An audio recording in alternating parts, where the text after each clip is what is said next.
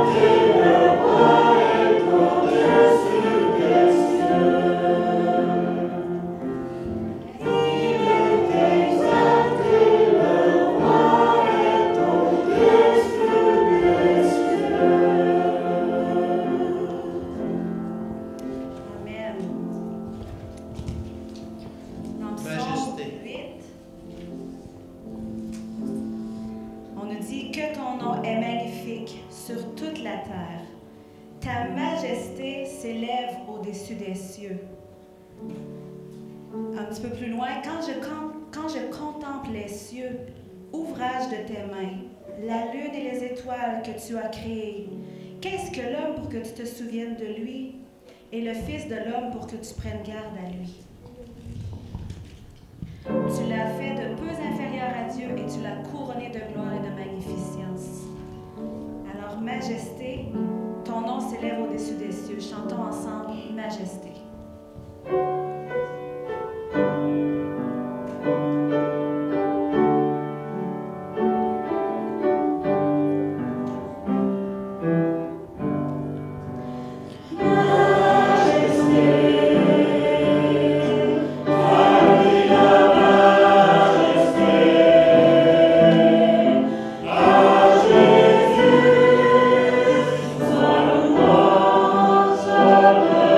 Gloire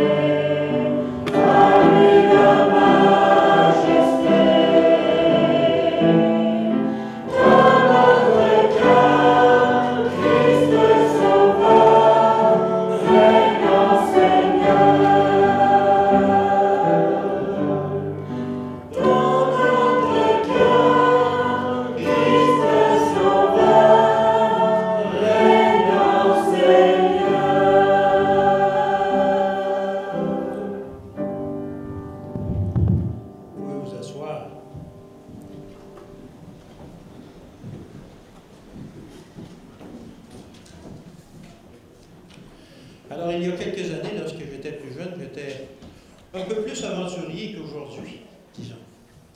Avec l'âge, on se calme un peu. On s'assagit et on évalue plus les risques avant de faire des choses. Alors, il y a plusieurs années, un ami et moi avons décidé de partir à l'aventure dans le nord du Québec, sur les belles rivières et les lacs qu'on a dans notre province, afin de faire une excursion en canot-camping. Alors, on avait prévu, à partir d'une route, de prendre une rivière et de descendre sur cette rivière-là pour 2 jours, voir jusqu'où on irait, et de prendre 2 jours pour revenir. Alors, c'est ça. Et effectivement, on a fait une très belle excursion. Par contre, au cours de la 2e journée, alors qu'on descendait, on est arrivé à un lac qui était très, très long. On l'avait vu sur la carte. C'est un lac qui avait une trentaine de kilomètres de long. Et il y avait 4 ou 5 kilomètres de large. Alors, on est arrivé comme dans le milieu. Et là, on s'est dit, si on veut prendre la décharge pour continuer notre excursion sur les rivières, il faut soit traverser le lac ou soit faire le tour, longer la berge pour arriver à l'autre rivière. Alors, on a regardé la température et on a dit, bon, il fait beau. Il n'y a pas de problème. On peut traverser. Mais dans le nord du Québec, souvent avec les montagnes et tout ça, la température peut changer assez rapidement. On était rendu environ dans le milieu du lac quand on a vu arriver des nuages noirs. La température s'est assombrie et on voyait ces nuages noirs-là qui s'approchaient rapidement. Alors, qu'est-ce qu'on fait dans Saint-Lon? On se dépêche parce qu'on n'a pas envie d'être pris dans une tempête au milieu d'un lac de 4 km de large.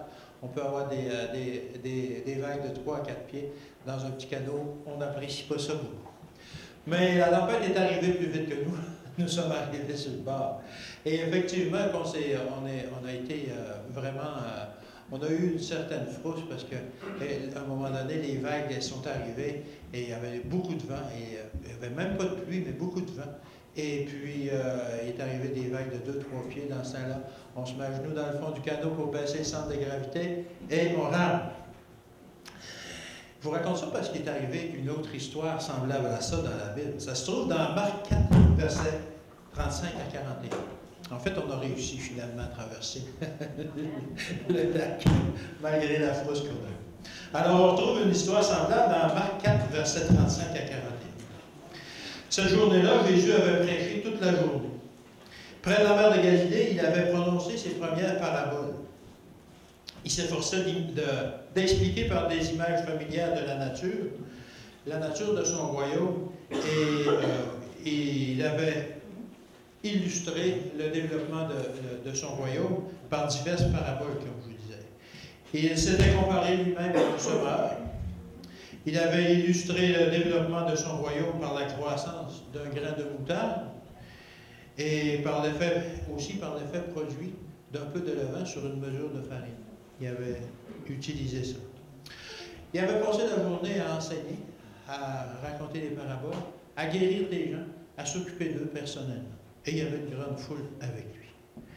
Le soir est arrivé et la foule de gens se pressait encore autour de Jésus. Depuis plusieurs jours qu'il exerçait son ministère dans cette région-là, les gens ne le laissaient, pour ainsi dire, pas.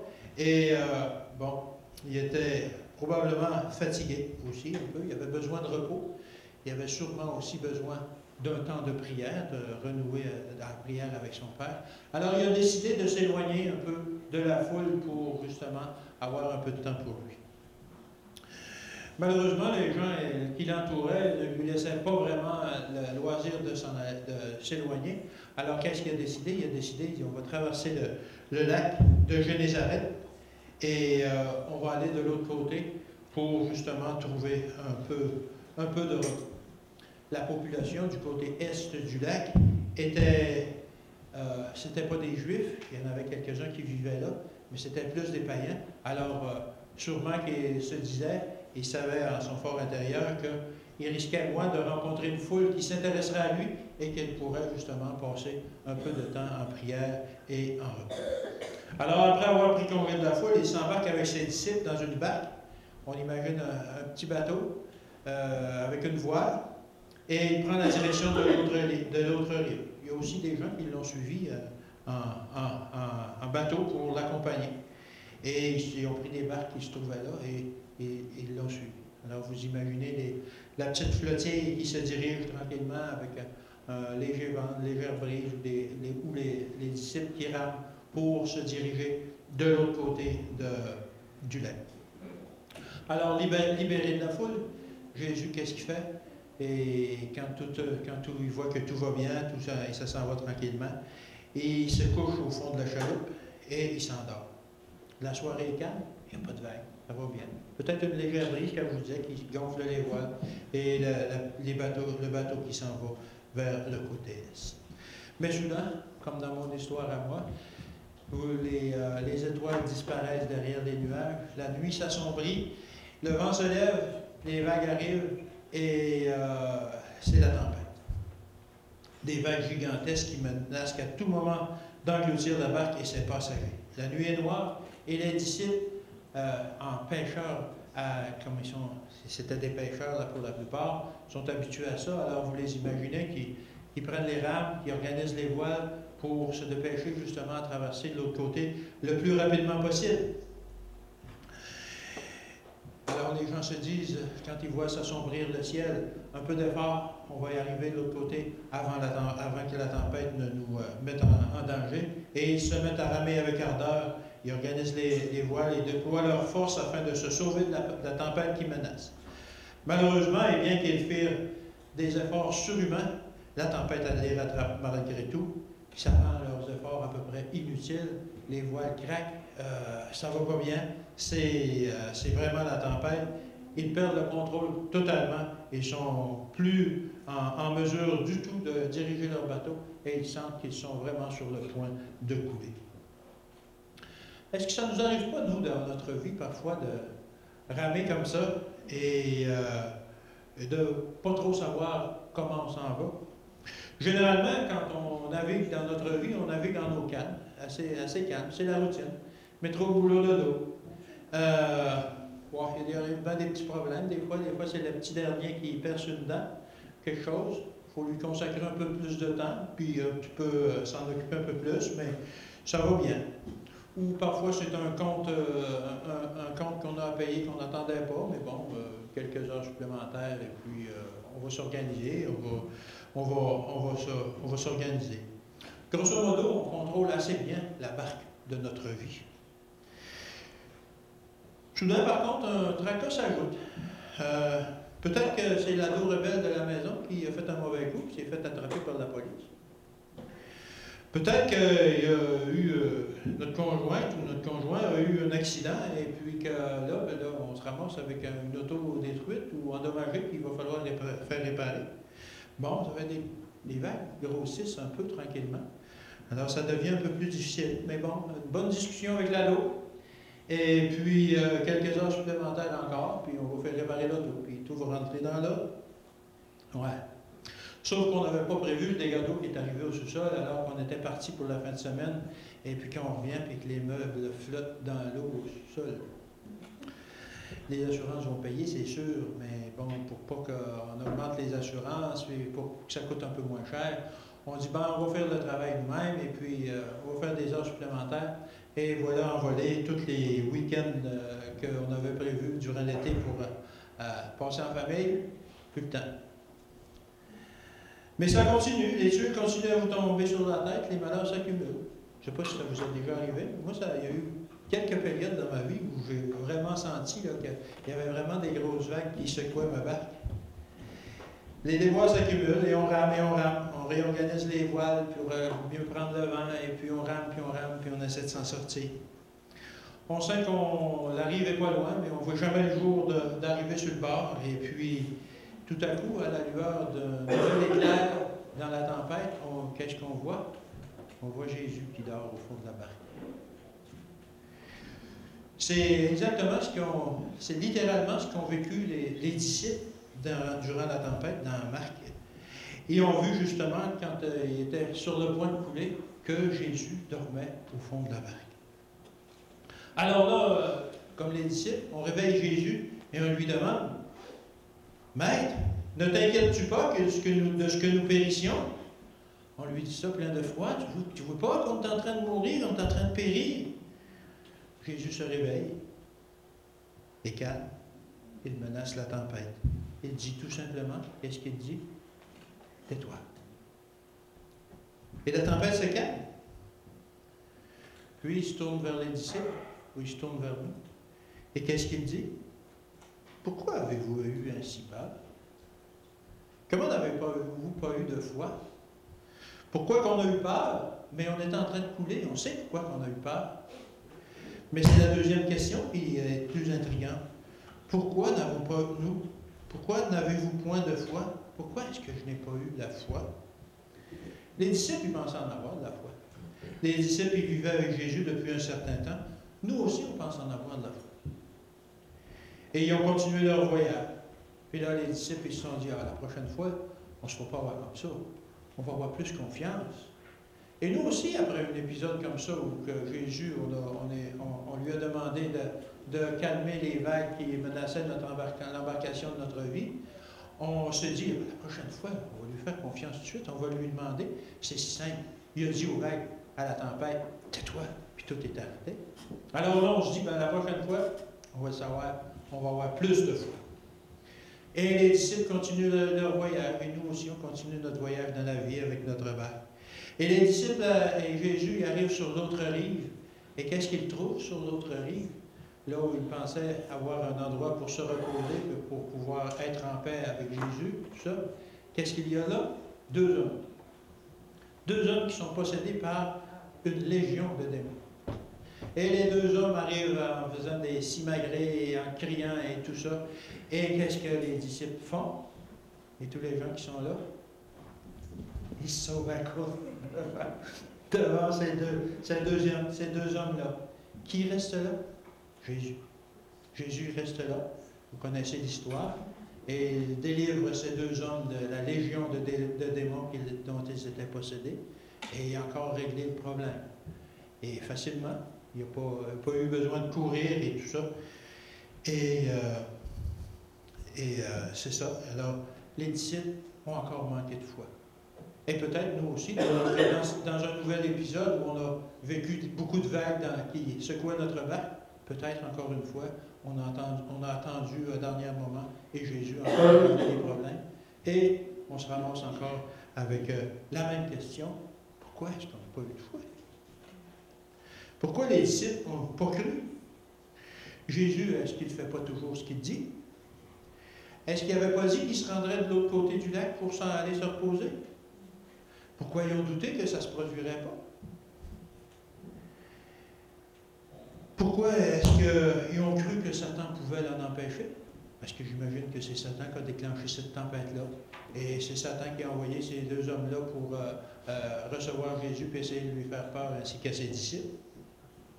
Pourquoi qu'est-ce que les gens, pourquoi nous, parfois on ne croit pas que Jésus est là pour nous aider?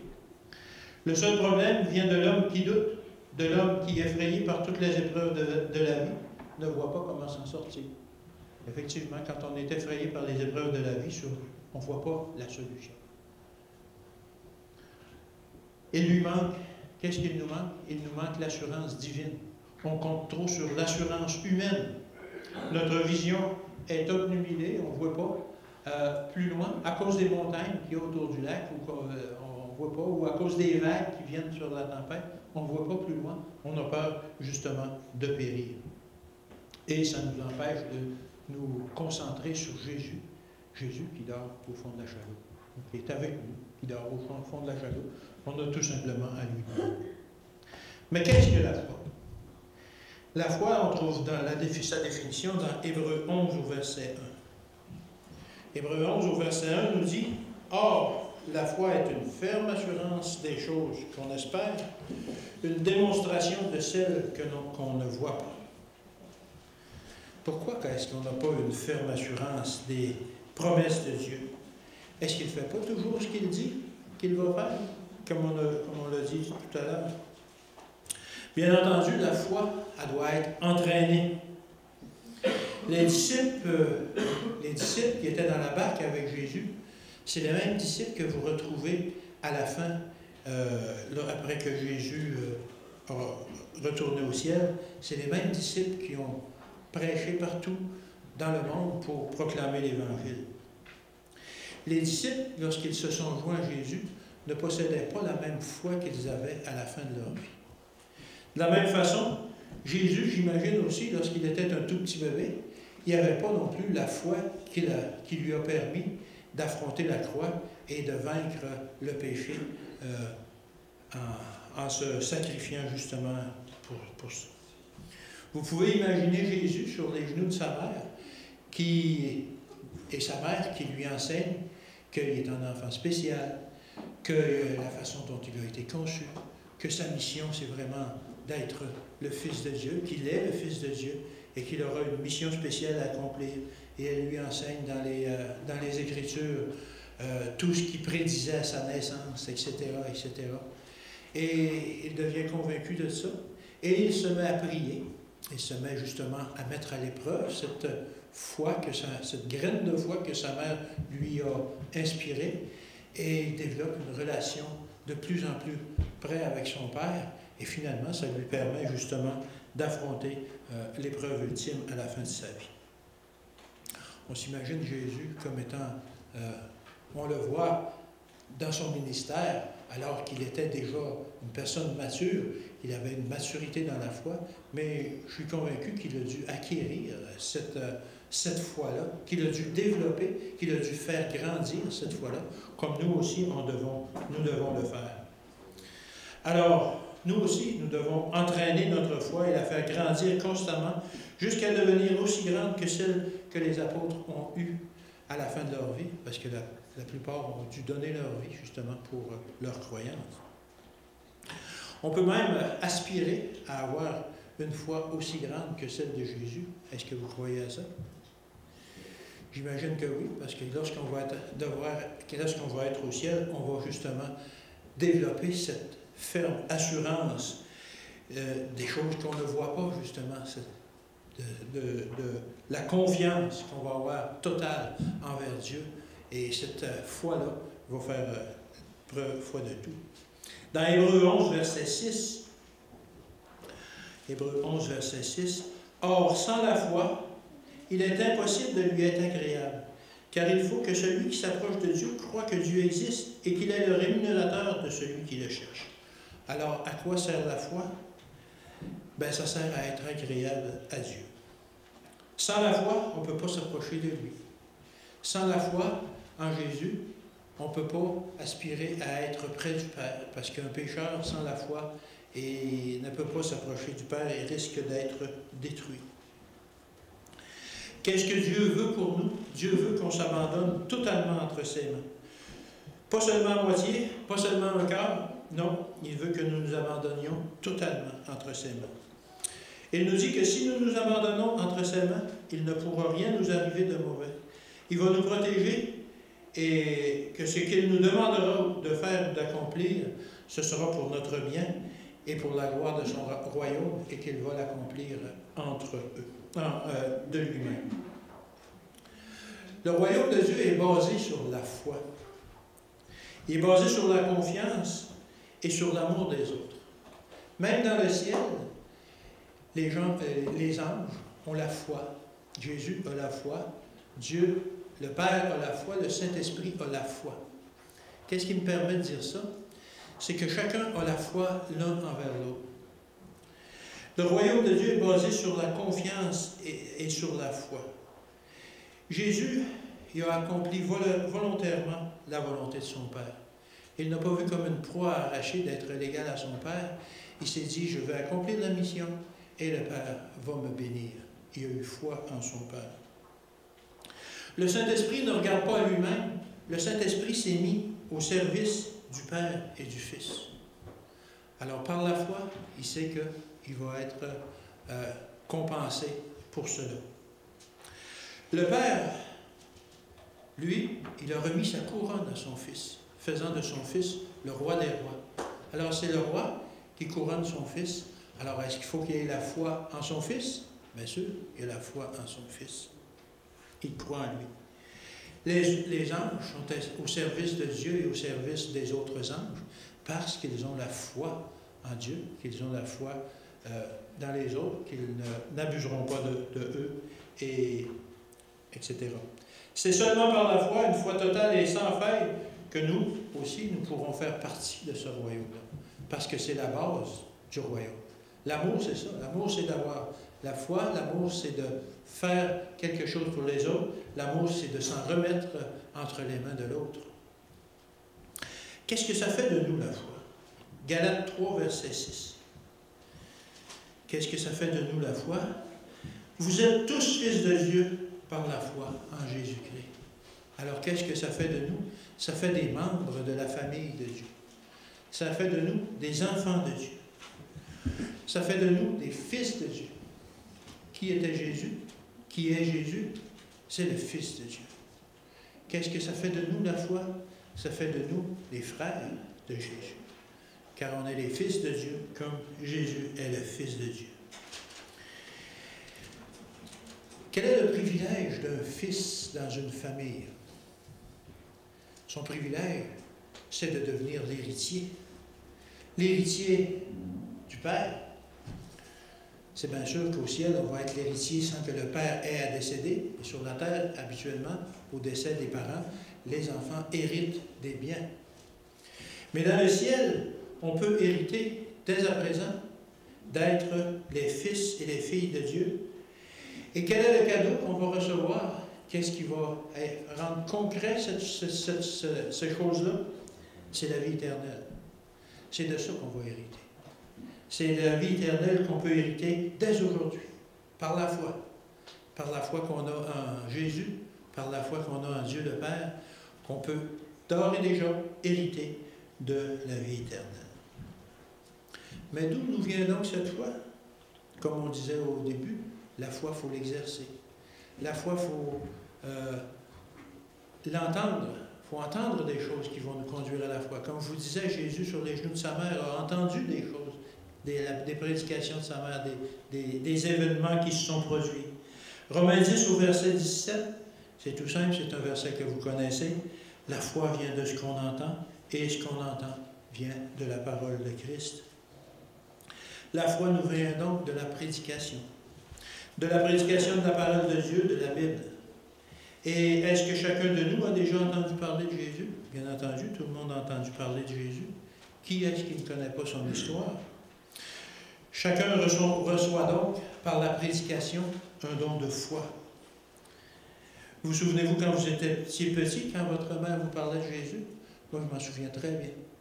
On demeurait dans un rang, on demeurait sur une ferme, on n'avait pas beaucoup de contact avec les voisins et tout ça.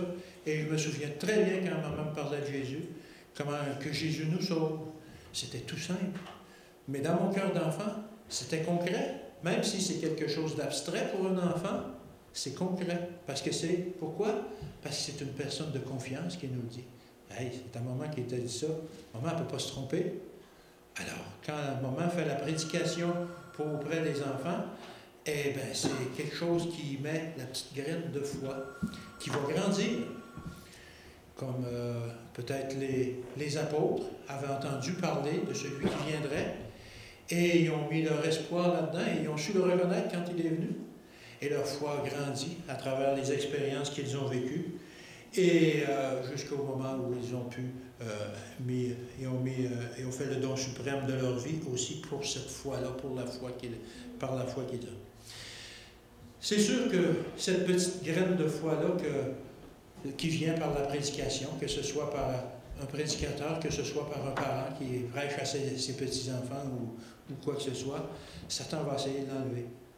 Satan va essayer d'extraire cette graine-là. Au cours de ma vie, Satan a essayé souvent d'extraire la petite graine que maman avait semée quand j'étais tout petit sur ses genoux. Mais heureusement, il n'a pas réussi. J'ai encore cette foi-là. Et je présume que pour tous et chacun d'entre vous, ben, vous avez encore cette foi-là qui a grandi, qui s'est épanouie, qui n'est pas encore celle que vous aurez dans 1 an, dans 2 ans, dans 10 ans, ou au retour de Jésus, ou au ciel. Mais vous êtes en cheminement, vous êtes en train d'augmenter cette foi-là. Et cette foi-là augmente aussi par les expériences que l'on vit. Comme les apôtres, les disciples ont vécu dans la barque. La première fois, ils ont eu peur de la tempête. Tout de suite, une demi-heure après, peut-être, ils ont eu peur de deux hommes qui ont foncé sur eux autres. Et au cours de leur vie, ils ont eu peur de toutes sortes de choses. Pierre a renié Jésus. Il a eu peur de ce que la foule dirait de lui, etc., etc. Mais leur foi a grandi, malgré que les épreuves qu'ils ont vécues. Et un jour, cette foi va se transformer, va devenir de plus en plus forte, de plus en plus imperméable aux attaques de Satan. Je n'ai pas marqué la référence, mais il y a un verset qui nous dit, c'est dans Romains, je pense, 6 au verset 16, « Prenez par-dessus tout cela le bouclier de la foi avec lequel vous pourrez éteindre tous les traits enflammés du malin. » Alors vous avez imaginé le bouclier, vous tenez votre bouclier et vous pouvez arrêter les traits enflammés du malin. Mais ça se transforme encore. Et en plus du bouclier, à un moment donné, la foi vous revêt d'une cuirasse, d'une armure. 1 Thessaloniciens 5 au verset 8.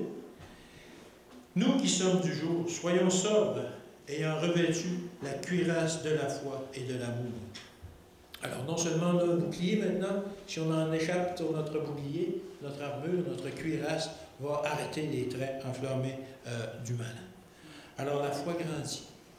Tout le petit grain de foi qu'on avait alors qu'on était tout petit ou à une certaine époque de notre vie où on a entendu parler de Jésus, a grandi et elle va grandir encore jusqu'à nous protéger complètement des traits enflammés du malin.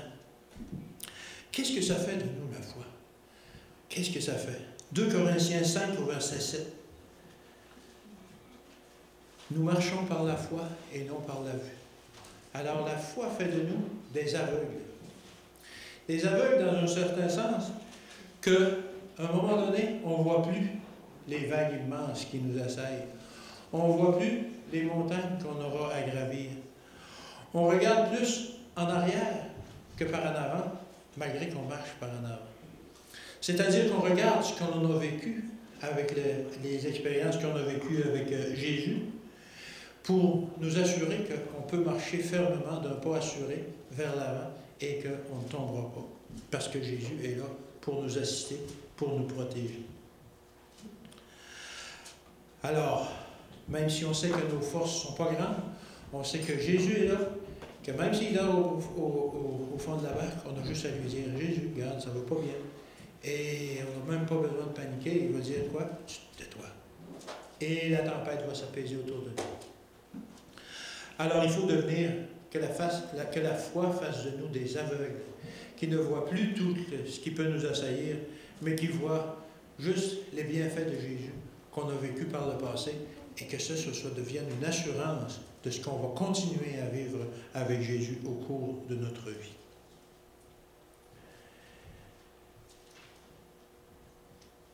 Dans Jacques 1, versets 5 à 7. Si quelqu'un d'entre vous manque de sagesse, qu'il la demande à Dieu, qui donne à tous, simplement et sans reproche, et elle lui sera donnée. Mais qu'il la demande avec foi, sans douter.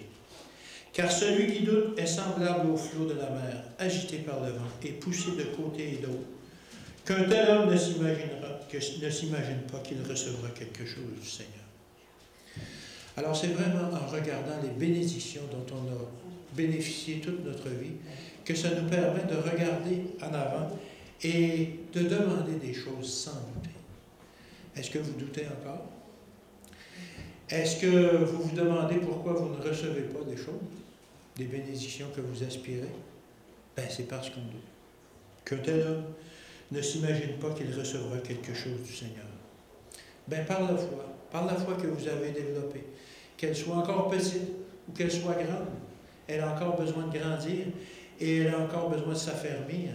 Mais c'est en regardant tous les bénéfices qu'on en a retirés, toutes les bénédictions qu'on en a retirées, qu'on peut demander à Jésus, avec foi, de nous guider, de nous conduire, de nous donner la sagesse, de nous donner tout ce qu'on a besoin. Et tel que Jacques nous dit, il n'y manquera pas de le faire. Alors, c'est mon souhait et ma prière à chacun d'entre nous, qu'on continue à exercer notre foi. Pas une fois par mois, pas une fois par année, mais chaque jour, pour qu'elle puisse grandir, pour que ça nous permette d'affronter le lendemain. Et c'est mon souhait et ma prière pour chacun d'entre eux. Merci.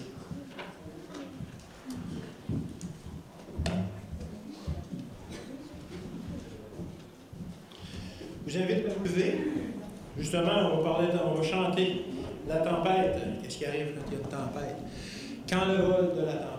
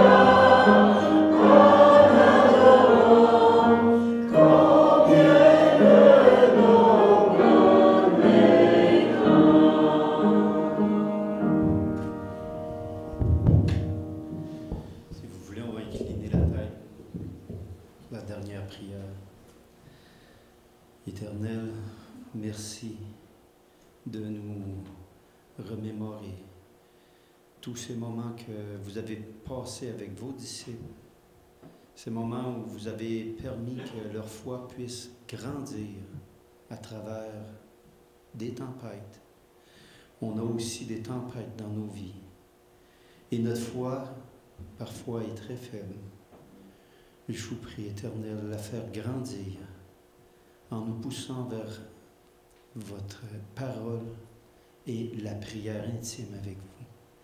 Je vous prie, Éternel, de mettre votre main puissante sur chacun de ceux et celles qui se sont assemblés ici aujourd'hui pour qu'ils puissent s'en remettre à vous totalement tout au long de la semaine, qu'ils sentent votre présence.